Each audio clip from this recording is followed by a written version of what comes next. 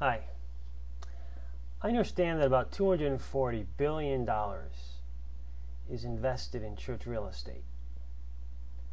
And also, supposedly about 18% of church offerings go into the maintenance of church buildings.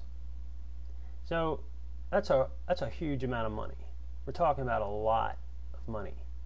And ultimately, this money is God's money because Christians who are giving this money, they're ultimately giving it in God's name, and they're hoping it's going to be used for God's purposes. So again, this money is ultimately God's money.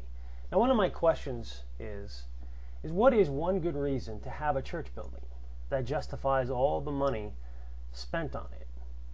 Now, with all the desperate financial needs in the world, you have missions, taking care of the disabled, needy Christians, such as widows, orphans, sometimes even single moms and so forth.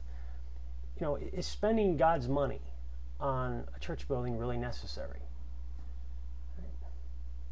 God has given us numerous commands in the New Testament as to what is to go on during a church meeting.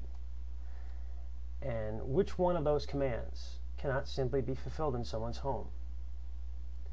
Now, I understand that the early church flourished for about 300 years without church buildings. It was only until the 3rd century when Constantine ordered church buildings to be built and pagan temples to be converted to church temples that Christians ended up having their gatherings in these new special buildings. So the move was made from the comfortable, intimate, family-like atmosphere of the home to the more cold and formal, temple-like buildings or church buildings. Now, interestingly, another point I want to make is that God says His church is His family, and He speaks of it as His household. Now, when you think of a household, what do you think of? Do you picture your typical church building with pews and an elevated pulpit, or do you think of a living room? I think you would think of a living room. And since the Christian gathering is to be largely interactive and not passive, it makes sense for Christians to meet in homes and not in your typical church buildings that are more conducive to lectures and dramas and performances.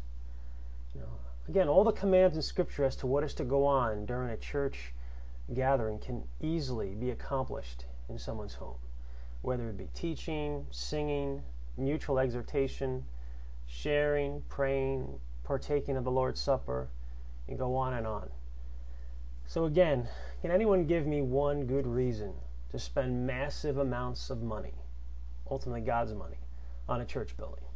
We're talking the average church building costs maybe, $300,000 to $1 million. I've heard of another church building that went up nearby. It cost $4 million.